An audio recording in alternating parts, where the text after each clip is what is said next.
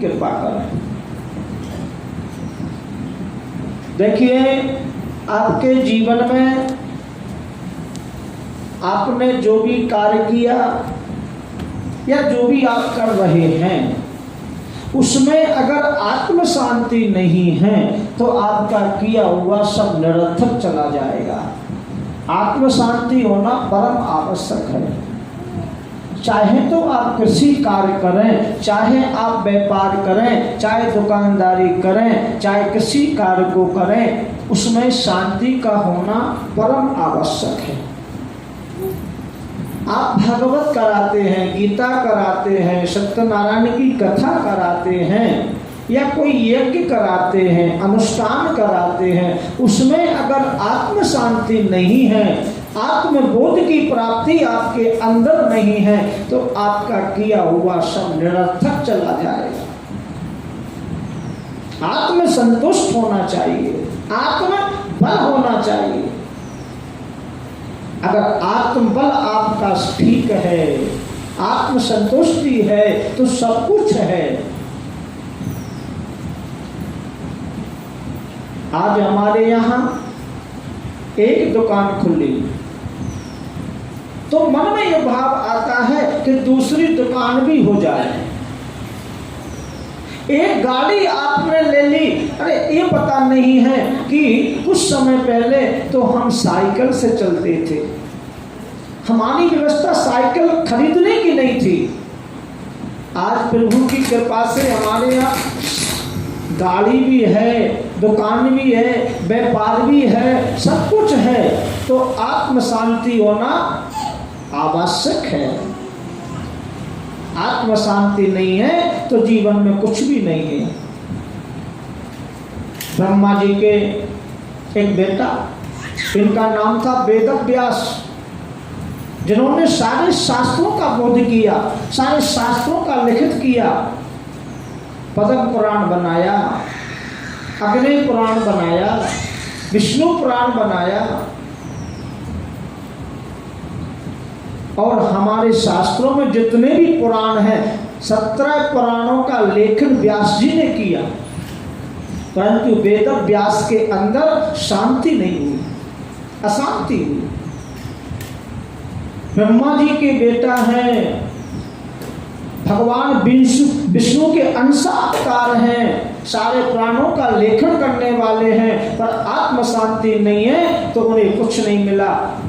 एक समय की बात थी, महाराज वेद व्यास जी सरजू नदी के किनारे बैठे हुए थे और दोनों आंखों में से अश्रुपात हो रहा था, आंसू निकल रहे थे। हृदय में बहुत गिलानी थी, मैं क्या करूं, क्या ना करूं। उसी समय देव ऋषि नारद जी आए और देव ऋषि नारद जी ने वेद व्यास जी से कहा कि महाराज आप तो बड़े ज्ञानी हैं, आप तो बड़े विवेकी हैं, आप तो ब्रह्मा जी की सहोदर पुत्र हैं, हमारे बड़े भाई हैं, तो फिर आपके लिए ये चिंता, ये दुख, ये विवेचन, आपके नेत्रों में आंसू किस लिए हैं, बताइए। वेद व्यास ने कहा क्या करूं नारद, मेरे मन में शांति नहीं। नारद जी ने कहा जब तक जीवन में शांति नहीं होगी तब तक जीवन में मानव कुछ नहीं कर सकता, चाहे वो ज्ञानी हो, चाहे वो विवेकी हो, चाहे वो कितना ही बुद्धिशील क्यों ना हो, शांति होना परम आवश्यक है। नारद जी ने अपने पूर्व जन्म की कथा सुनाई। नारद जी ने ये कहा, हे वेद व्यास, अगले जन्म में मैं कौन था? नारद जी अगले जन्म में कौन थे? नारद जी अगले जन्म में एक दासी के पुत्र थे। दासी कौन होती है? जो आपके घर में बर्तन मांजने के लिए आती है, आपके यहाँ पोंछा लगाती है, आपके यहाँ झाड़ू लगाती है, आपके यहाँ रोटी बनाती है, जो आपका गृह का कार्य करती है, उसको दासी कहते हैं। दासी के पुत्र थे, शूद्र पुत्र थे। नारद जी की जो माँ है, पूरे गांव के बर्तन साफ करना, पूरे गांव में झाड़ू लगाना, घर घर जाकर के पानी की व्यवस्था करना, ये सारा काम नारद जी कहती है मेरी माँ का था, और मैं एक इकलौता बेटा मेरी माँ का था। एक समय हमारे गांव में कोई संत महात्मा आए। पहले आपने देखा होगा बड़े बड़े संत महात्मा 100-200 की तादाद में संत महात्मा आते थे और बड़े प्रेम से चतुर्मास व्यतीत करते थे। 4 महीने एक स्थान पर रहते थे। आषाढ़ का महीना, श्रावण का महीना, भादो, कुंवार, 4 महीने तक एक आश्रम पर रहते थे। वहीं पर कथाएं चलती थी, पुराणों की, वेदों की, शास्त्रों की। बड़े बड़े ज्ञानी मुनि महात्मा आकर के उनकी कथाओं को सुनते थे। तो नारद जी कहते हैं एक बार हमारे गांव में कुछ संत महात्मा अपनी मंडली को लेकर के आए, तो हमारे गांव वालों ने सारी सेवाओं को बांट लिया। किसी ने संत महात्माओं की चरण दबाने की सेवा ली, किसी ने उनको भोजन प्रसादी में व्यवस्था करने की व्यवस्था ली, किसी ने कहा हम ये करेंगे, किसी ने कहा हम ये करेंगे। तो नारद जी कहते हैं कि मैंने भी एक सेवा ले ली। मेरी माँ दासी थी, तो मैंने उन महात्माओं के झूठे बर्तन मांजने की व्यवस्था ले ली, और झूठे बर्तन में मांजता था, और उन महात्माओं के भोजन में से जो बचता था उसको मैं पान करता था, भोजन करता था। किसी ने कहा भैया उत्तिष्ठम भोजनम स्वानम, उत्तिष्ठ भोजन करने से तो स्वान की योनि में जाता है। किसी को झूठा नहीं खवाना चाहिए। आप किसी को भोजन देते हो तो झूठा भोजन किसी को मत देना। अगर किसी को आप झूठा भोजन देते हो तो आपको स्वान की योनि में जाना पड़ेगा। स्वान यानी कुत्ता। झूठा भोजन नहीं करना चाहिए। झूठे पात्र से में भोजन रख करके भी नहीं करना चाहिए, शुद्ध भोजन करना चाहिए। तो वेद व्यास जी ने कहा कि आपने कहा कि जो भोजन बचता था उसको मैं खाता था थालियों में, तो कहले नहीं, वो भोजन झूठा भोजन नहीं था। भोजन करने के प्रश्न में जो बच जाता है रसोई घर में ज़्यादा, उस भोजन को मैं करता था। ऐसे मैंने महात्माओं की सेवा की। 4 महीने व्यतीत हो गए, महात्मा लोग जाने लगे, तो मैं भी महात्माओं के साथ जाने लगा। मेरी माँ ने मुझे बहुत रोकने की कोशिश करी, बेटा अभी तुम मत जाओ, तुम्हारी अवस्था भजन करने की नहीं है, हम तुम्हारी माँ हैं और मेरे जीवन में तुम्हारे अलावा और है भी कौन, मैं किसके सहारे जीऊंगी। नारद जी ने कहा मैं भगवान का भजन करना चाहता हूँ, भगवान की शरणागति में जाना चाहता हूँ, पर मेरी एक ये माँ है कि मेरी माँ के माध्यम से मैं भजन नहीं कर सकता। गांव वालों ने व्यवस्था की। संत महात्माओं ने कहा बेटा अभी तुम्हारी माँ जिंदा है।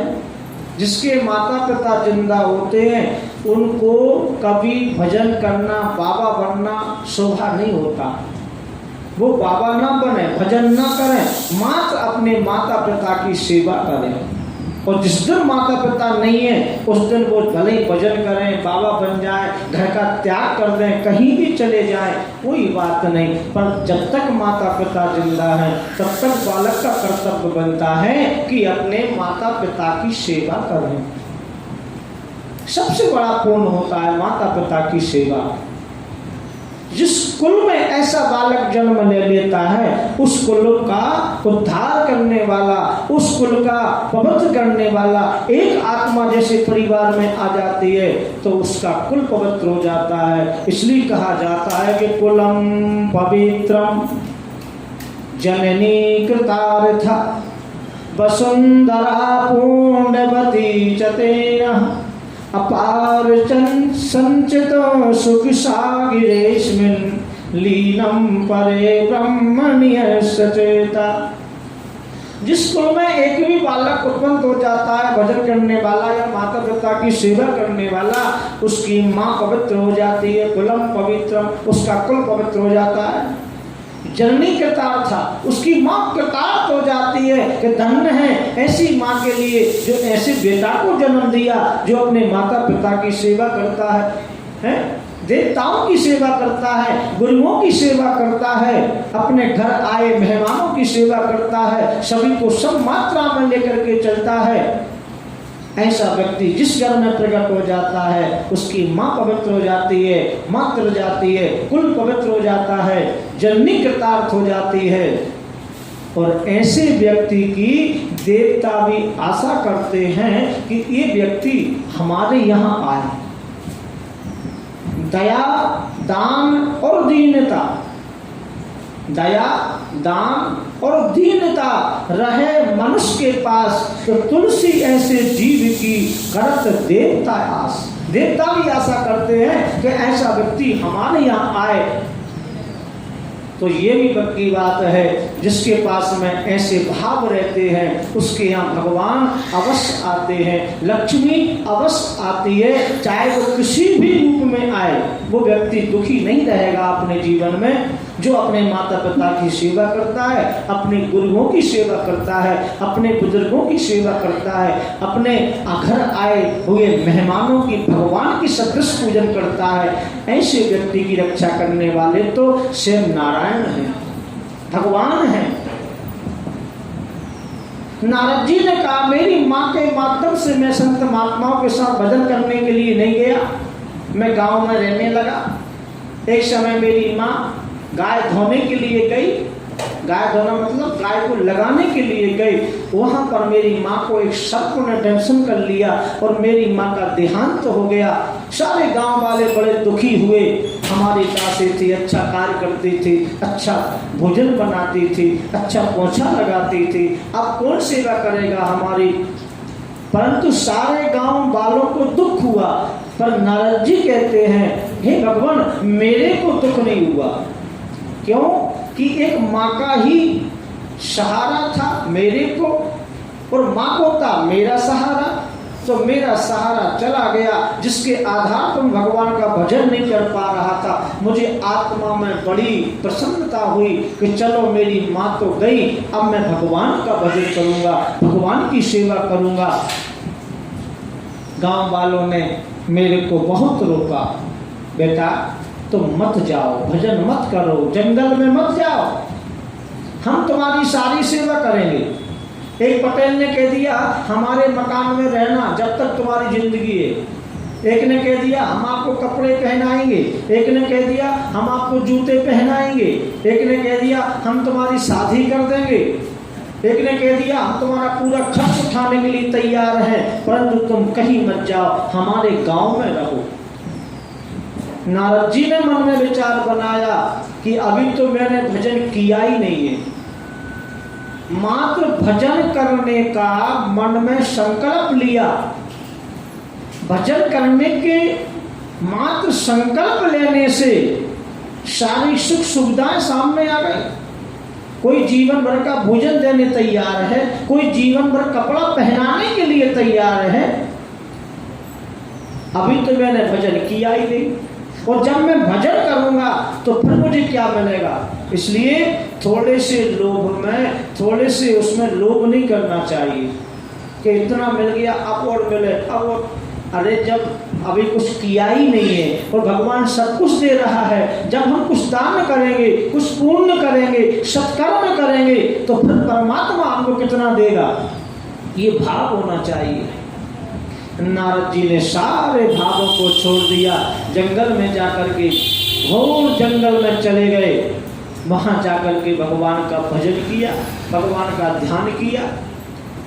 एक दिन नारद जी कहते हैं, मैं ध्यान कर रहा था, उसी समय मेरे सामने एक सूर्य के समान इतना प्रकाश बिंब मेरे सामने हुआ, जैसे एक सूर्य निकलता है, ऐसे सैकड़ों सूर्य निकले आए, इतना तेज मेरे सामने प्रकट हुआ। तो नारद जी ने देखा कि ये तेज क्या है। नारद जी कहते हैं, उसी तेज में मुझे मेरी श्याम सुंदर की झलक दिखाई। श्याम सुंदर बंसी बजाते हुए उसमें मुझे नजर आए। तो नारद जी उठ करके भगवान के पास में गए और भगवान को प्रणाम किया, और जैसे ही प्रणाम किया वो प्रकाश पुंज हट गया, भगवान की छवि हट गई वहां से। नारद जी व्याकुल हो गए, इधर उधर देखने लगे। उसी समय आकाशवाणी हुई, हे नारद, इस जन्म में आप हमारा दर्शन नहीं कर पाओगे। तुम्हारा इतना ही सत्कर्म था कि क्षणक मात्र के लिए मेरा दर्शन आपको हुआ। अगर आप दर्शन करना चाहते हो, इस जन्म में नहीं, अगले जन्म में मैं आपको दर्शन दूंगा। नारद जी कहते हैं, मैंने जो भगवान की भजन करते हुए अपने उस जीवन का, उस शरीर का त्याग किया और दूसरे शरीर से मैं ब्रह्मा की गोदी से ब्रह्मा का 10वां बेटा बन करके आया और मेरा नाम नारद हुआ। और भगवान की कृपा से मुझे सब बातें याद हैं, मैं कौन बना, कैसे बना, क्या किया। नारद जी ने कहा, हे वेदव्यास आदि, आप भगवान को प्रसन्न करना चाहते हैं तो भगवान की कोई प्रेममय कथा का लेखन करो। आपने कई पुराणों का लेखन किया, पर भगवान की जो बाल लीलाएं हैं, भगवान का जो प्रेम है, ऐसी कथाओं का, ऐसे पुराण का अभी तक आपने लेख नहीं किया। तो कहा जाता है कि महाराज वेदव्यास जी ने श्रीमद् भागवत की रचना की। वेदव्यास जी ने श्रीमद् भागवत की रचना करने के लिए तैयार हुए, तो अब उसको लिखे कौन? भागवत जी को लिखे कौन? तो कहा जाता है कि भगवान गणपति का स्मरण किया। गजाननं भूतगणादिसेवितं कपित्थजम्बो फलचारोक्षणं उमासुतं शोकविनाशकारकं नमामि विघ्नेश्वर पात पंकजम। सारे विघ्नों का हरण करने वाले गजानंद भगवान का स्मरण किया। गजानंद भगवान सामने आए हैं और गणपति जी से प्रार्थना करी वेदव्यास ने कि मैं भागवत बोलना चाहता हूँ, आप भागवत को लिखें। गणेश जी ने कह दिया, मैं भागवत का एक एक श्लोक लिखूंगा, पर मेरी एक शर्त रहेगी। कि क्या? मेरी शर्त ये रहेगी कि मैं लिखना प्रारंभ करूंगा तो मेरी कलम बंद नहीं होगी, मैं लिखता ही रहूंगा। और अगर आपने श्लोक बंद कर दिए तो मैं कोई दूसरी चीज लिख जाऊंगा, मेरी कलम क्या लिख दे कोई पता नहीं। वेदव्यास ने कहा, ये तो गजब के लिखने वाले हैं। तो वेदव्यास जी ने प्रार्थना करी कि महाराज, मैंने एक बार नारद जी ने हर पुराण को नारद जी ने लिखा है और वेदव्यास जी ने बोला है। महाभारत की रचना हो रही थी, महाभारत लिखा रहा था, तो वेदव्यास जी एक क्षण मात्र के लिए रुक गए, श्लोक बोल नहीं पाए। इतने में ही नारद जी ने नारद पुराण बीच में भर दिया। महाभारत की कथा में बीच में नारद पुराण की कथा आ जाती है। क्यों आ जाती है? इसलिए आ जाती है कि इन्होंने श्लोक बोला, मैं बोल रहा हूँ, आप लिख रहे हैं, मैंने बोलना बंद किया तो आपकी कलम रुकेगी नहीं, आप कुछ भी लिख सकते हो। तो नारद जी ने, वो गणेश जी ने अपना गणेश पुराण की कथा बीच में लगा दी। फिर वेदव्यास ने कहा, महाराज मैं बोल रहा हूँ कि हाँ बोलो। उन्होंने बोला, फिर उन्होंने लिखा। अब भागवत जी में कहीं ऐसा कर दिया तो वेदव्यास जी ने प्रार्थना की, महाराज एक निवेदन मेरा। कहले क्या? मेरा निवेदन ये है कि मैं जो भी लिखूंगा, जो भी मैं श्लोक बोलूंगा, आपको अर्थ सहित, गद्य सहित, संधि विच्छेद करके आपको श्लोक लिखना है। अब हमने श्लोक बोल दिया, अब आप उसकी अर्थ करेंगे, फिर गद्य करेंगे, पद में बनाएंगे तो उसमें टाइम लगेगा। इतने में वेदव्यास जी दूसरा श्लोक बनाकर तैयार कर देते। भागवत लिखना प्रारंभ हुआ। वेदव्यास जी ने बोली भागवत, गणेश जी ने भागवत को लिखा। 18,000 श्लोक भागवत में है। 18,000 श्लोक की ये भागवत जो है लिख कर के तैयार जब हुई, तब वेदव्यास जी के मन में ये विचार आया कि इस भागवत को मैं किसको पढ़ाऊं, कोई शिष्य भी तो हो।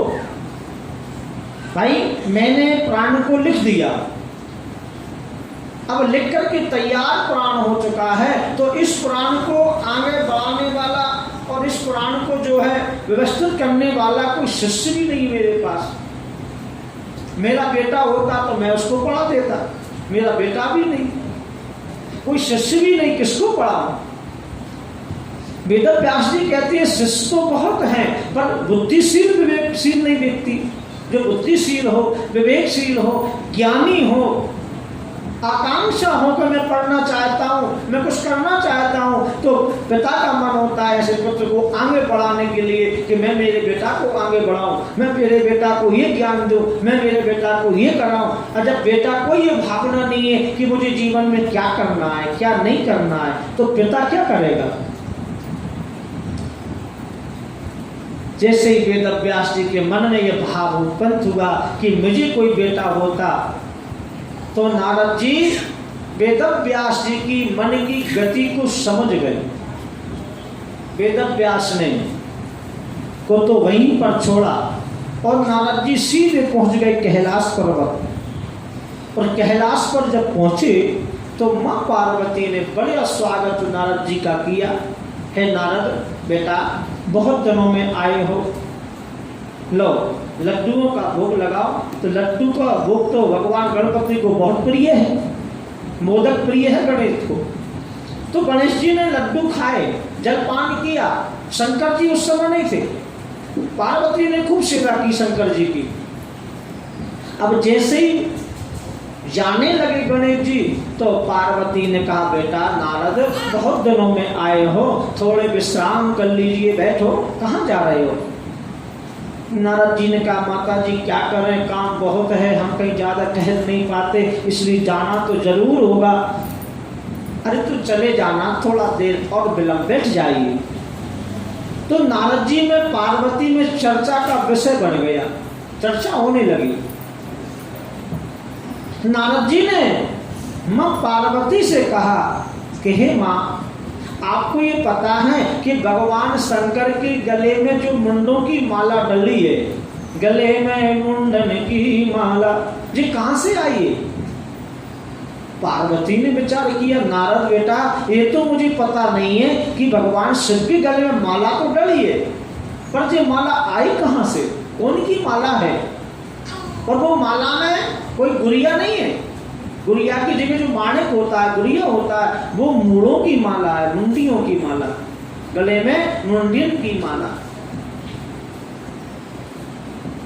नारद जी ने कहा माता जी अब बुरा मत मानना, एक बात कहना चाहता हूँ। कहो बेटा नारद, क्या बात है? कि जब आपको यही पता नहीं है कि मेरे पति के पास में चश्मा कहाँ से आया, ये आभूषण कहाँ से आए, ये गहना कहाँ से आया, तो फिर तुम काय की पत्नी हो? अरे पत्नी को ये ज्ञान भी तो होना चाहिए कि मेरे पति के पास में ये साहित्य कहाँ से आया। आप पत्नी है, आपको पता है। इस घर में एक एक ईंट भी लगी है तो आपको पता है। इस घर में जो भी पैसा आता है आपको पता है, पर आपको ये पता ही नहीं है, तो फिर काय की पत्नी हो? ऐसे उन्होंने आग लगाई, नारद जी ने उच्चत दी। अब थोड़ी देर बाद शंकर जी आए।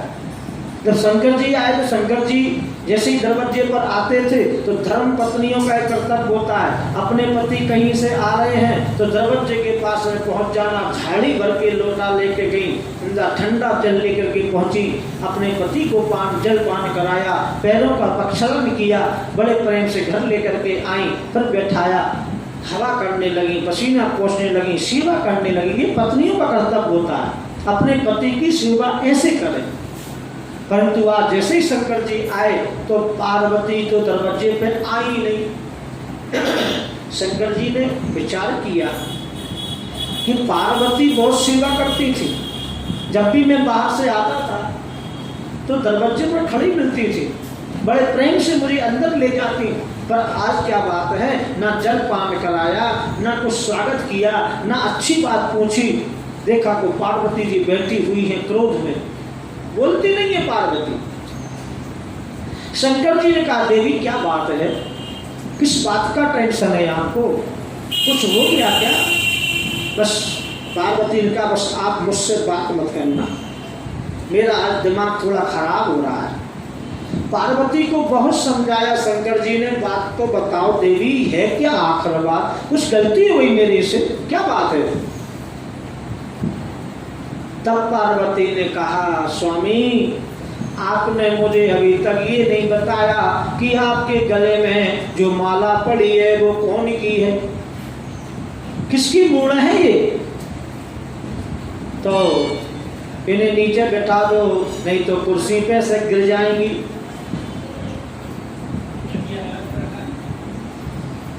तकिया लगा दो।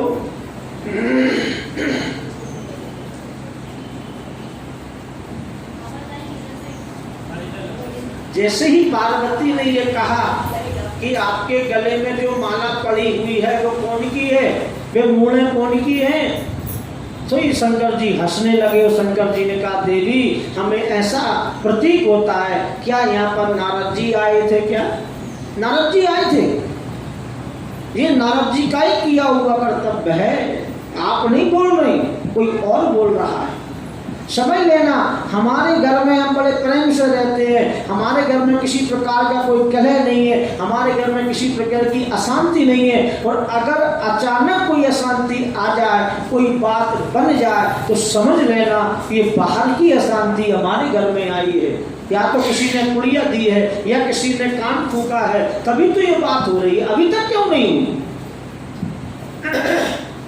नारद जी आए थे क्या? शंकर जी ने कहा नारद जी आए थे। पार्वती जी को और शंका हुई,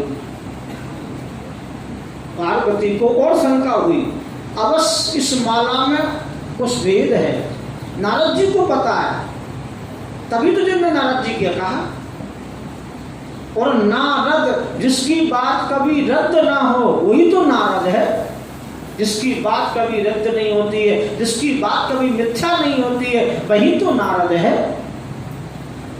पार्वती ने बहुत विचार करने के बाद में कहा महाराज मैं नहीं जानती नारद आए थे अथवा नहीं आए थे, मैं तो बस ये जानती हूँ, आप तो मुझे ये बताओ आपके गलों में जो माला पड़ी है वो कौन की माला है, कौन की मूड़ है? पार्वती ने जब ये कहा तो शंकर जी कहने लगे देवी ये जो गले में जो मुड़नों की माला पड़ी हुई है ये मेरे भक्तों की मुड़नों की माला है। जो मेरे भक्त होते हैं, मुझसे प्रेम करते हैं, मेरा भजन करते हैं, जब वो समाप्त हो जाते हैं उनको मैं बहुत चाहता हूँ, उनकी मूल निकाल के सिर निकाल के या माला में परो लेता हूँ। तो मेरे भक्तों के सिर हैं इसमें, और कुछ सिर तुम्हारे, मैं तुमको भी बहुत चाहता हूँ देवी। जब जब तुम मरती हो तुम्हारा शरीर छूटता है तो मैं तुम्हारी इस सिर को लेकर के या माला में लगा लेता हूँ। अभी तुम अगले जन्म में सती थी और जैसे ही तुमने देह का त्यागन किया तो मैंने सबसे ऊपर जो सुमेरु होता है ना, जो सुमेरु सबसे ऊंचा दुनिया होता है, वहां पर जो सिर लगा हुआ है वो तुम्हारे सती अवतार का है। अब पार्वती जी को और शंका हुई। पार्वती जी ने कहा कि महाराज आप नहीं मरते कभी। शंकर जी ने कहा हम तो अजर अमर हैं, हम कभी नहीं मरते। तो पार्वती जी ने कहा स्वामी आपने कौन सा अमृत पान किया है? अरे वो अमृत पान हमको करा दो कि हम भी ना मरे। तो शंकर जी ने कहा देवी वो अमृत पान कराने के लिए मैं आपको एक बार ले गया था। एक बार कुंभज ऋषि माही, एक बार कुंभज ऋषि के पास में मां सती को लेकर के भगवान शिव सत्संग करने के लिए गए। 1 महीने तक वहां रुके, खूब सत्संग किया, राम कथा सुनी, और जब कथा सुन के लौट करके आ रहे थे उसी समय भगवान श्री राम का अवतार हुआ था, और उसी समय रावण ने सीता का हरण कर लिया था। उसी समय भगवान राम अपनी सीता पत्नी को खोजते हुए जंगल जंगल में भटक रहे थे। उसी समय शंकर और पार्वती जी वहां से आए। तब भगवान शिव ने भगवान राम को देखा और राम को देख करके मन ही मन प्रणाम किया, अपने इष्ट को पहचान गए ये मेरे प्रभु हैं, उनको प्रणाम किया। तो सती महारानी ने कहा भगवान आप तो देवों के महादेव हैं, आप एक सादा सैंपल इन्हें राजकुमारों को देख के प्रणाम करते हो, ये कौन है? तो शंकर जी ने बार बार कहा था कि हे देवी, यही तो मेरे प्रभु हैं, यही तो मेरे राम हैं, जिनका मैं दिन रात भजन करता रहता हूँ, वही तो मेरे प्रभु हैं। पर सती को बोध नहीं हुआ, ज्ञान नहीं हुआ। अभी कथा सुन के आई है वही राम की, और कथा सुन के आई है, रास्ते में चल रही है, घर पे पहुंची नहीं है और भगवान को पहचान भी नहीं पाई, तो ऐसी कथा सुनने से क्या मतलब? हम आपको कथा सुना रहे हैं, विस्तार से कथा सुना रहे हैं, सारी कथा यहाँ पर निकलेगी, पर कथा सुनी और यहाँ से निकाल दी। हमने 1 घंटा बाद पूछा आज कौन सी कथा हुई थी, हमें पता ही नहीं, तो फिर तुमने क्या सुनी? तो शंकर जी कहते हैं पार्वती, मैंने तुमको अमर कथा सुनाने का प्रयास किया, पर तुमने कथा पे ध्यान नहीं दिया, कथा को तुम भूल गई। तो ऐसी कथा पढ़ने से, ऐसी कथा कराने से क्या मतलब? अरे दुनिया ना सुने, आप तो सुनो। बंधुओं, ये कथा कोई छोटी मोटी कथा नहीं है। बड़े बड़े मंचों पे बैठ करके बड़े बड़े माइक डिग्गा लग रहे, हजारों की संख्या में, लाखों की संख्या में जनता जनार्दन बैठा हुआ है, उस समय ये कथा चल रही है, उस समय धारा प्रवाह कथा होती है। पर आज हम इस भारतवर्ष में एक लॉकडाउन के अंदर, लोग कहा जाता है ताले के लिए, आज हम इस ग्राउंड के अंदर बैठ करके एक परिवार को साहित्य लेकर के अपन छोटे से रूप में कथा कर रहे हैं, और यही कथा एक बड़े बड़े मंचों पे से हजारों लाखों के बीच में होती है। यही कथा तो है, कथा तो कथा है, एक सत्यनारायण की कथा है, एक भागवत कथा है। तो सत्यनारायण की कथा है क्या, उसका अर्थ तो समझो। भागवत मत कराओ, यज्ञ मत कराओ, अनुष्ठान मत कराओ, कुछ मत करो, मात्र सत्यनारायण की कथा करो। पर सत्यनारायण की कथा का अर्थ क्या है उसको समझो, उसको अपने जीवन में उतारो। तो सत्यनारायण की कथा ही आपको भव से पार करने वाली है, धन दान को देने वाली है, मोक्ष को देने वाली है, संतान को देने वाली है, भय का हरण करने वाली है, संकट का हरण करने वाली है। सत्यनारायण की कथा एक छोटी सी कथा, तो फिर भागवत कथा क्या होगी? भागवत तो समुद्र है। परंतु कोई भी कथा करने से पहले, कोई भी ग्रंथ को पढ़ने से पहले हमें ये ज्ञान होना चाहिए, उसको अपने जीवन में उतारना चाहिए, और जीवन में उतारने के बाद में उसको समझना चाहिए। शंकर जी ने कहा पार्वती जी, मैंने अमर कथा सुनी है, आपने अमर कथा नहीं सुनी। सो पार्वती कहने लगी, हे स्वामी, आप हमें अमर कथा सुनाओ। शंकर जी का ऐसे थोड़ी अमर कथा सुनाई जाती है, हर कोई सुन लेगा तो? ये कथा ऐसी है, किसी को सुनाई नहीं जाती, सुनी जाती है। और ये कथा हम दूसरों को सुनाने के लिए करवाते हैं। हम भले ही ना सुने, पर जनता जनार्दन सुने, इसी का नाम तो है ज्ञान गंगा यज्ञ। एक ज्ञान गंगा यज्ञ है, ज्ञान की धारा बह रही है, ज्ञान की श्रद्धा बह रही है। जो भी गोता लगाए, जो भी आचमन करे, कर सकता है, किसी को बंदिश तो नहीं है कि आप कथा मत सुनो। ये अमर कथा है। पार्वती ने आग्रह किया कि महाराज मैं तो जरूर कथा सुनूंगी, आपको हमें अमर कथा सुनानी होगी। शंकर जी ने कहा ऐसे थोड़ी सुनाई जाती है। ठीक रात के 12 बजे सब सो गए, कैलाश पर कोई नहीं रहा। अपने डमरू को बजाया शंकर जी ने, डमरू को जो बजाया तो डमरू की आवाज में से 14 सूक्त निकले, 14 शब्दों की उत्पत्ति हुई। जो भगवान शंकर ने डमरू को बजाया उससे 14 सूक्तों की उत्पत्ति हुई। वो क्या थे? ऐ उण रे लिक ये यों खपय छटय इति महिष्त्राणि सूरतानि संगार्थानि ऐसा मंत्या इता।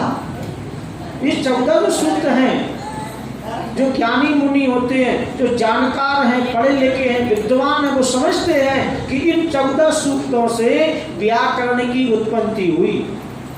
जो व्याकरण बना हुआ है, ये कहाँ से बना हुआ है? शब्दकोश कहाँ से बना हुआ है? इस शब्दकोश की उत्पत्ति कहाँ से हुई? व्याकरण की उत्पत्ति कहाँ से हुई? व्याकरण की उत्पत्ति हुई है भगवान के शंकर के डमरू की जो आवाज निकली है, उसी में से जो 14 सूक्त निकले हैं। इति महिस्त्राणी शूरतानी संगारतानी ऐसा मंत्या इतः। पाणि एक पाणिनीय नाम के ऋषि हुए। पाणिनीय प्रवेशाय लघु सिद्धांत कौमुदी, जो पाणिनीय नाम के जो ऋषि थे, उन्होंने इस 14 सूक्तों को ग्रहण कर लिया। उस 14 शब्दों के माध्यम से इतना बड़ा जो है व्याकरण बना के खड़ा कर दिया कि आज व्यक्ति कहते हैं कि हम व्याकरणीय हैं। जो व्याकरण से वेद शास्त्र पढ़ता है, जिसने व्याकरण को लगा रखा है, समझ लेना वो पूर्ण विद्वान है। किसी भी श्लोक को पढ़ सकता है, किसी की संधि विच्छेद कर सकता है। शंकर जी ने डमरू बजाया, सारे पक्षी भाग गए, कैलाश पर कोई नहीं बचा। रात्रि के 12 बज रहे हैं, बस पार्वती बैठी हैं, शंकर जी बैठे हैं। तो शंकर जी ने कह दिया, देवी मैं कथा तो सुनाऊंगा, पर एक शर्त है। पहले क्या शर्त? ये रहेगी कि मैं कथा सुनाऊंगा, आप हुंका देते रहना। आपने हुंका देना बंद कर दिया, मैं कथा को बंद कर दूंगा। पार्वती का बिल्कुल सही महाराज, मैं हुंका दूंगी। तो शंकर जी कथा सुनाने लगे, पार्वती जी हाँ जी करने लगी। देखो, जब छोटे छोटे बालक सोते नहीं है ना, तो माँ लोरी सुनाती है ना। पहले जब हम छोटे छोटे थे ना, तो हमारी आजी माँ हमको कहानी सुनाती थी। और पहले गांव घेरे में सब में कहानियाँ चलती थी। हम कहानी कह रहे हैं और आप हुंका भर रहे हैं, हाँ जी फिर क्या हुआ? तो समझ लेना कि मैं जो कह रहा हूँ आप उसको सुन रहे हैं। हुंका देने का मतलब आप उसको समझ रहे हैं। अब मैं कहता जाऊं, आपको समझ में ना आए, तो समझ में ना आया तो आप मुंडी मत मटकाना।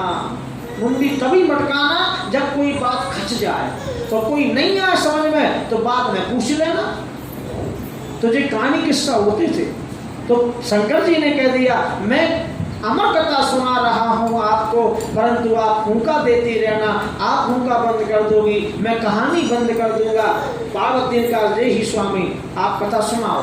तो एक स्कंद सुनाया, द्वितीय स्कंद सुनाया, तृतीय स्कंद सुनाया, 5वां 6वां 7वां 8वां 9वां और 10वां और 11वां। जब 11वें स्कंद में कथा गई, तो 11वें स्कंद में कौन सी कथा है? प्रथम स्कंद में जो कथा आती है वो तो भागवत के 10 लक्षणों का विषय है। सृष्टि का वर्णन आता है, सृष्टि का कैसे प्रादुर्भाव हुआ। 9वें स्कंद में भगवान श्री राम की कथा आती है, सूर्यवंशी राजाओं की कथा आती है। 10वें स्कंद में भगवान श्री कृष्ण का जन्म होता है, श्री कृष्ण की जन्म की कथा आती है। और 11वें स्कंद में भगवान अपने परिवार को समाप्त करके यदुवंश को अपने धराधाम को जाते हैं। उस समय महाराज उद्धव जी पास में आते हैं और उद्धव जी से भगवान कहते हैं, हे उद्धव तुम संसार में रहना। जब मैं राम बन के आया था तो मैंने हनुमान को छोड़ा था मृत्यु लोक में। तो हनुमान जी ने मेरी भक्तों की रक्षा करी और धर्म की रक्षा करी और मेरे राम नाम को आगे बढ़ाया। और कृष्ण में जब मैं कृष्ण बन के आया हूँ, तो हे उद्धव तुम यहाँ पर रहो, भगवान का भजन करना, मेरे भक्तों को ज्ञान देना, उनको पार लगाना, भक्ति तारना। ये कथा चल रही थी और पार्वती की नींद लग गई। पार्वती सो गई। अब जब पार्वती की नींद्रा लग गई और पार्वती सो गई, अब हुंका कौन दे? तो कहा जाता है कि जहाँ पर अमर कथा भगवान शिव पार्वती को सुना रहे थे, वहीं पर एक पेड़ था। उस पेड़ में एक बिल था। उस बिल में एक, आप जानते हैं मिट्ठू, तोता, सुख का एक अंड रखा हुआ था। वो अंडा रखा हुआ था और उस अंडे ने भगवान की जब कथा सुनी तो भगवान की कथा सुनते सुनते वो अंडा फट गया। उसमें से एक सुख आनी, एक तोता का बालक उत्पन्न तो हो गया और उसको बड़ा हो गया, कथा सुनने लगा। और कथा सुनते सुनते जब उसने देखा कि माता जी तो सो गई हैं, भगवान कथा सुना रहे हैं और माता जी हुंका नहीं दे रही हैं, अगर इन्होंने हुंका नहीं दिया तो भगवान कथा सुनाना बंद कर देंगे और मैं कथा नहीं सुन पाऊंगा। इसलिए वो तोता ने भी हुंका देना शुरू कर दिया। आप जानते हैं तोता कब से पढ़ना सीखा? अपन तोता क्यों पालते हैं? क्योंकि तोता जो है वो सुख का अवतार है, सुखदेव है।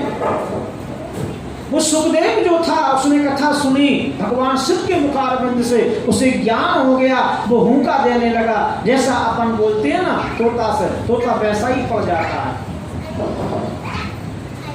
अब जब 11वां स्कंद पूरा हुआ, 12वां स्कंद में कथा आई, तो 12वीं स्कंद की जब कथा आई तो 12वीं स्कंद में क्या है?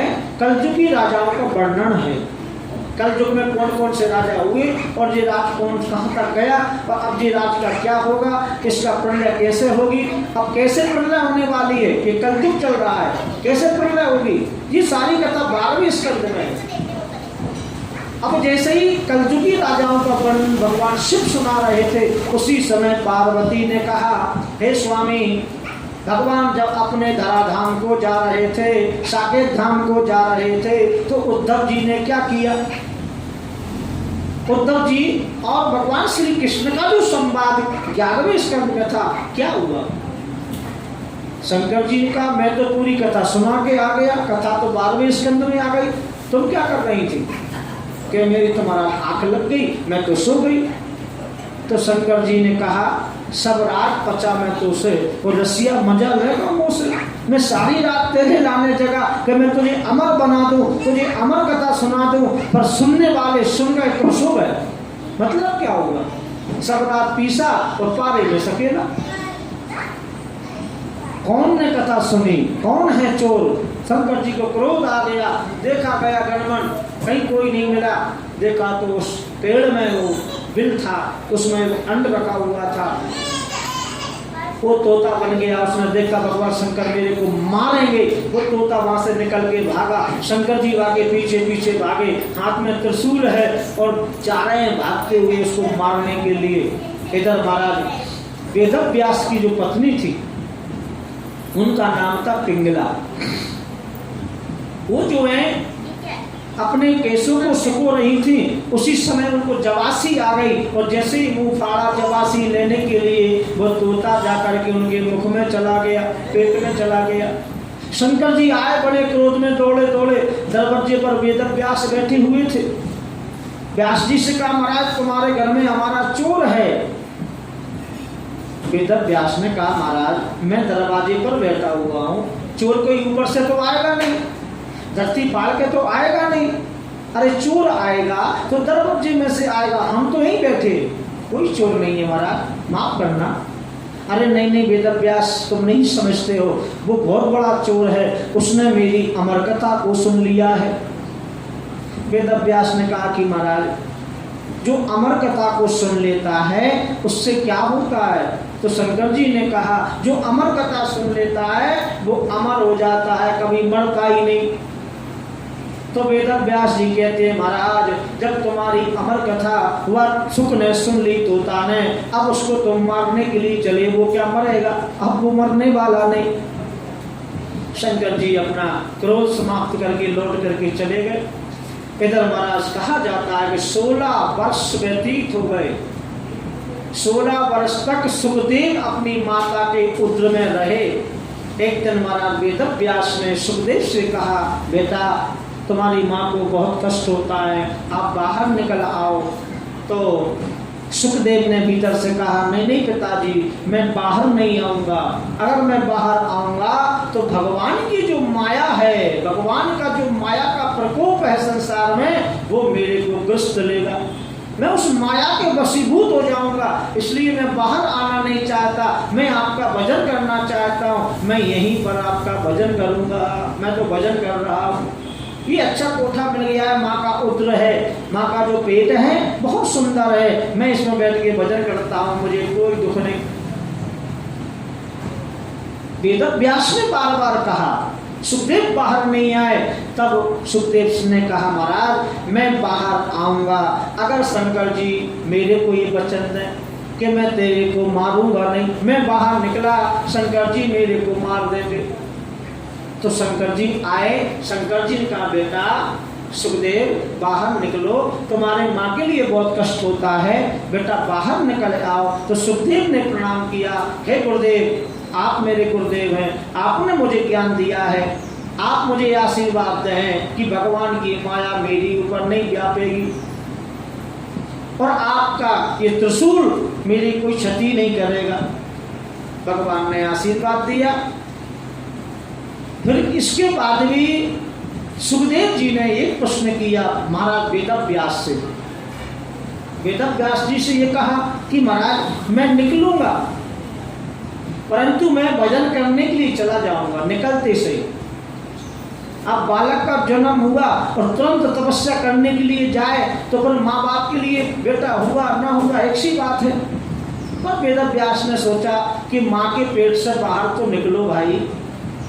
बाहर निकले हैं तो कहा जाता है कि जैसे ही माँ के उदर से निकले तुरंत जो है 16 वर्ष की अवस्था महाराज सुखदेव की हो गई और तुरंत जंगल में तपस्या करने के लिए जाने लगे।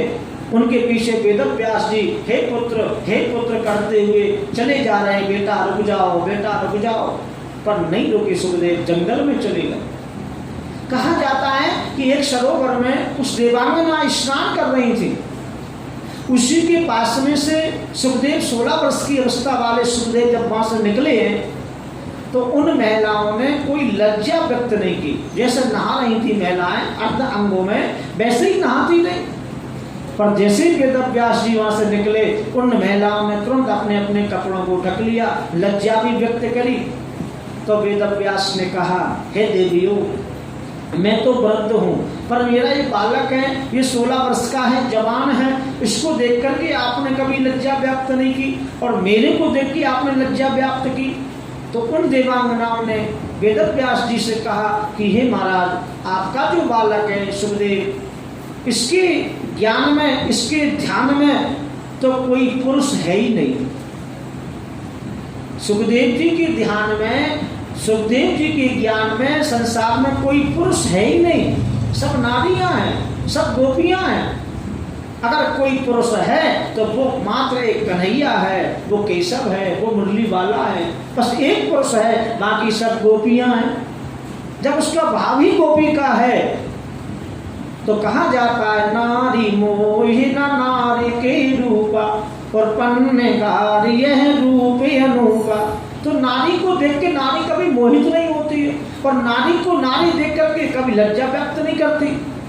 पुरुषों से लज्जा होती है तो उनकी दृष्टि में सब स्त्री हैं, पुरुष तो कोई है ही नहीं। आपकी दृष्टि में ये है वेदव्यास जी कि आप पुरुष हैं, हम नारी हैं। तब भी उनको ज्ञान नहीं हुआ वेदव्यास को कि ये नारियां क्या कह रही हैं, मेरा बेटा कौन है। तो जंगल में गए, जब नहीं लौटे सारे वृक्षों में से आवाज आने लगी। सारे वृक्षों में से आवाज आती है और सारे वृक्षों में से एक ही आवाज आती है, हे पिताजी अब मैं नहीं लौटूंगा, मैं भजन करूंगा और अगर मुझे तुम ले जाना चाहते हो तो मेरे प्रश्न का उत्तर आपको देना पड़ेगा। वेदव्यास जिसने 18 पुराणों का लेखन किया हो, भगवान ब्रह्मा के बेटा, सारे वेदों को लिखित करने वाले, मुखाद कंठस्थ जिसको वेद हो, उस व्यक्ति से कोई ये कहा कि हमारे प्रश्न का जवाब दो। अगर आपने प्रश्न का जवाब दे दिया तो हम आपके साथ चलेंगे, नहीं तो हम भजन करने जाएंगे। वेदव्यास ने कहा हाँ ठीक है बोलो। सुखदेव जी ने एक प्रश्न किया। सुखदेव जी ने एक प्रश्न किया, पिताजी एक व्यक्ति था, वो व्यक्ति अपने घर से सुंदर कपड़ा पहन करके घूमने के लिए निकला। जब वो जा रहा था सड़क पर तो उसको एक महल था जो 9 मंजिल का ऊंचा था, जिसमें एक खिड़की लगी हुई थी। उसमें एक अबला सुंदर नारी बैठी हुई थी। उसने उस पुरुष को अपने हाव भाव से अपने अधीन कर लिया, उस महल में बुला लिया और जैसे ही वो व्यक्ति उस महल में पहुंचा उसी समय उस महल का जो मालिक था वो आ गया। अब जब मालिक आया महल का तो उस पुरुष ने कहा कि देवी अब तुम्हारा ये मालिक आ गया है, मेरे को यहाँ देखेगा तो मारेगा डांटेगा, क्या करूं? तो उसने कहा एक काम करो, तुम छिप जाओ। उसको छिपा दिया। अब छिपने की जगह कहाँ थी? जहाँ सबसे गंदी जगह होती है घर की, उस जगह उसको छिपा दिया। वो सारी रात वह गंदगी में पड़ा रहा। सारी रात गंदगी में पड़े रहने के बाद में प्रातः काल की बेला में मैं तरानी आई, जो सफाई करने वाली होती है, शुक्र आए, उन्होंने सफाई के साथ में उस बालक को ले गए। वो बालक वहाँ से गया, गंगा स्नान किया, गंगा जल का पान किया, जनेऊ बदला, दूसरे कपड़े पहने, दूसरे दिन अच्छी देह पा करके उसी गली में से वो फिर निकला और उसी नारी ने उसको फिर बुलाया, चला जाओ।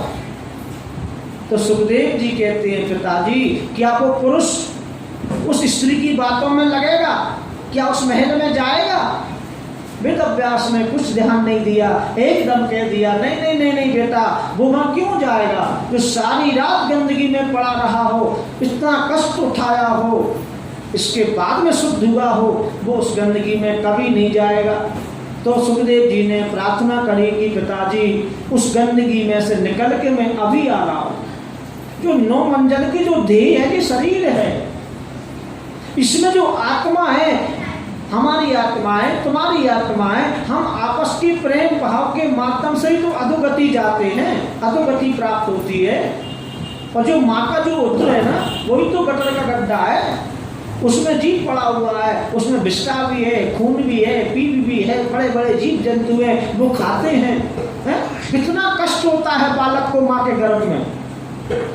और जब वो बाहर निकल आता है, शुद्ध हो जाता है, फिर भगवान का भजन करता है, तो अब भजन अपने हाथ में है कि हम दोबारा माँ की योनि में जाना चाहते हैं, गर्भ में जाना चाहते हैं, कि मोक्ष की तरफ जाना चाहते हैं। जी हमारी बात है, यदि मोक्ष पाना है तो भगवान का भजन करो। तो वेद व्यास जी ने कह दिया वो कभी वहाँ नहीं जाएगा। तो सुखदेव कहते हैं महाराज जब वो वहाँ कभी नहीं जाएगा तो मैं क्यों जाऊँ?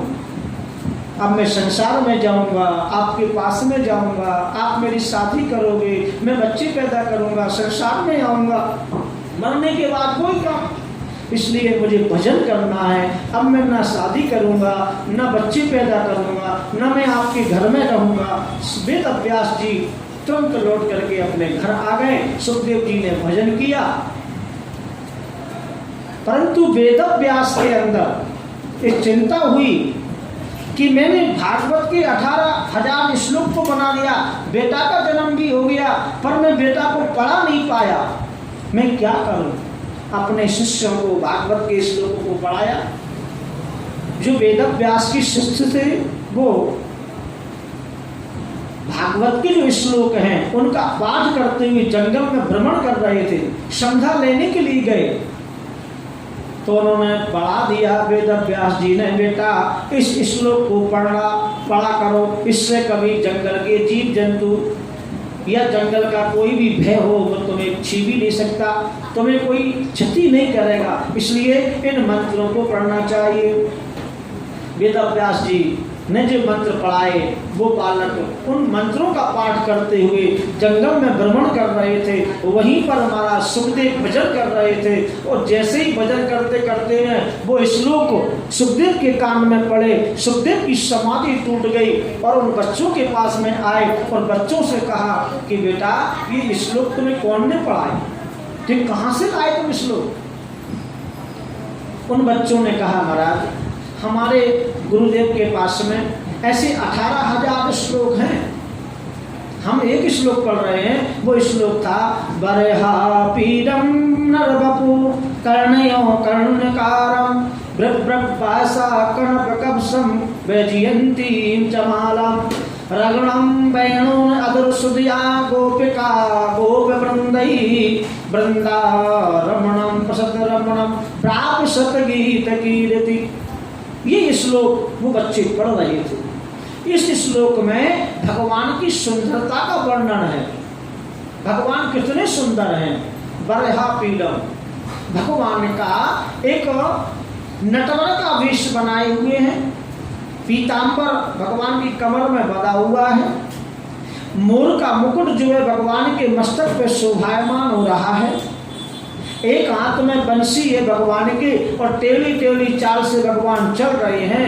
अधरा ओंठों पर जो है उनकी बंसी लगी हुई है और उस बंसी की आवाज से तीनों लोग मोहित हो रहे हैं। आगे आगे गैया चल रही हैं, पीछे कन्हैया चल रहे हैं। श्याम वर्ण आकाश का है, श्याम वर्ण मेरे घनश्याम का है। ऐसी सुंदरता को सुन करके महाराज सुखदेव की समाधि टूट गई। बरहा पीडम नटवर बपू कर्णयो कर्णकारम बिभ्रत्वासा कनव कवसम वैजयंती चमाला। वैजयंती माला शोभायमान है, कौस्तुभ मणि शोभायमान है। ऐसी भगवान की सुंदरता को सुन करके महाराज सुखदेव आए हैं और उन बच्चों के संग में अपने पिता के पास में आए हैं और 18,000 जो श्लोक हैं उनको वेद व्यास ने महाराज सुखदेव के लिए पढ़ाया है और सुखदेव ने एक बार पढ़ा और कंठस्थ हो गए। पूरी भागवत कंठस्थ करने के बाद में सुखदेव जी पर तपस्या करने के लिए चले गए हैं। वेद व्यास जी के अंदर शांति प्राप्त हुई है कि आज मेरा जीवन सार्थक हो गया। मैंने 17 पुराणों का लेखन किया पर मुझे शांति नहीं थी। जब मैंने 18वां पुराण श्रीमद् भागवत का लेखन किया और भागवत लिखने के बाद में एक शिष्य को दे दी, अपने पुत्र को दे दी, तो मेरा कर्तव्य पूरा हो गया। अब मुझे कोई अशांति नहीं है। आज हमारा वेद व्यास को आत्मबोध हुआ, आत्म शांति हुई। इधर महाराज 88,000 ऋषियों ने सूत जी से पूछा कि हे महाराज, हमने सुना है कि श्रीमद् भागवत कथा जो है महाराज राजा परीक्षित के लिए सुखदेव जी ने सुनाई। तुझे राजा परीक्षित का जन्म कैसे हुआ, कहाँ हुआ, कौन के बेटा थे, माँ कौन थी, पुत्र कौन था, इस विषय में कथा सुनाए। तो यहाँ भागवत का प्रथम स्कंद में भागवत में महाभारत की कथा जोड़ी गई है। तो महाभारत की कथा कहाँ से जुड़ी है भागवत में? जिस समय युद्ध चल रहा था कौरवों का और पांडवों का, और उस युद्ध में भी समाप्त हो गया था। युद्ध सब मारे जा चुके थे, एकमात्र एक योद्धा बचा था, वो था दुर्योधन। और दुर्योधन भी भीम की गधाओं की मार के माध्यम से कर रहा था, पढ़ा रहा था और यही कह रहा था कि हम 100 भाई थे, पांडव 5 भाई थे, पर हम 100 ही मारे गए, पांडव में से एक भी नहीं मारा गया। आज मैं भी मरने वाला हूँ, परंतु पांडव में से कोई नहीं मरा। अगर मरते समय कोई मेरी इच्छा पूर्ति कर दे और 5 पांडवों को मार दे तो मैं सुखीन से मर सकूं, ऐसे कह रहा था। उसी समय महाराज गुरु द्रोणाचार्य का जो बेटा था अस्तुस्थामा ने आकर के और दुर्योधन से ये कहा कि हे भाई चिंता मत करो। अच्छा एक बात बताऊं, जब महाभारत का युद्ध हुआ सारे वीर मारे गए, पर अस्तुस्थामा क्यों नहीं मरा? क्योंकि अस्तुस्थामा चिरंजीवी है, 7 चिरंजीवी है, हनुमान जी हैं, अस्तुस्थामा, बल व्यास जी हैं। ये 7 चिरंजीवियों में से अस्तुस्थामा भी अजर अमर है, कभी मरा नहीं है। आज भी अस्तुस्थामा जिंदा है, वो कभी मरेगा ही नहीं। भाई कुल्ली का प्रलय हो जाए, सृष्टि दूसरी आ जाए, पर ऐसे 7 व्यक्ति हैं इनकी कभी मृत्यु नहीं होती। तो अस्तुस्थामा ने कहा भैया चिंता मत करो, आज मैं आपके 5 पांडवों का वध करके आऊंगा और आपके सामने उनको मार के उनके सिरों को पटकूंगा। दुर्योधन को आशीष दे दिया, चिंता मत करो। इसने अपना खड़ग उठाया और जैसे ही रात्रि में चलने लगा मारने के लिए, इधर महाभारत का पूर्ण युद्ध हो चुका था। 5 पांडव अपने अपने शिविरों में सो रहे थे, बड़ी सुख की नींद सो रहे थे। अब तो युद्ध होना नहीं है, हमारा सबसे बड़ा शत्रु दुर्योधन भी मारा गया। परंतु भगवान श्री कृष्ण को रात में नींद नहीं आई। भगवान श्री कृष्ण उठकर के पांचों पांडवों के पास में पहुंचे, युधिष्ठिर को जगाया, नकुल, भीम, अर्जुन, युधिष्ठिर सबको जगाया, सबको एकत्र किया। इनने कहा महाराज हम थक गए हैं, हमें सोने दो, रात्रि सोने के लिए होती है। कन्हैया करने नहीं, आज सोना नहीं है, आज तो घूमने के लिए चलना है। इन पांचों पांडवों को लेकर के भगवान घूमने के माध्यम से बाहर ले गए। उसी रात में अष्टुष्टामा अपने हाथ में तलवार लेकर के आया और पांचों पांडवों को मारने के लिए आया। वहां पर जब पांडव सोते थे, वहां पर पांडवों के 5 बेटा द्रौपदी के थे, जो एक युधिष्ठिर से हुआ था, एक भीम से हुआ था, एक अर्जुन से हुआ था, एक नकुल और सहदेव से हुए थे। क्योंकि द्रौपदी पांचों भाइयों की पत्नी पांचाली थी, पांचों की पत्नी हुई, पांचों ने एक एक पुत्र को जन्म दिया। अष्टुष्टामा ने देखा कि ये तो पांडव सो रहे हैं और सोते पांडवों को अष्टुष्टामा ने एक साथ में सबकी गर्दन अलग कर दी, एक कपड़े में पांचों मंडियों को सिरों को रखा और महाराज दुर्योधन के पास में आया और दुर्योधन से कहा भैया देखो मैं तुम्हारे शत्रुओं को मार के आया हूं जिस सिर रखे हुए। अब जैसे ही उन सिरों को देखा दुर्योधन ने कहा अरे भैया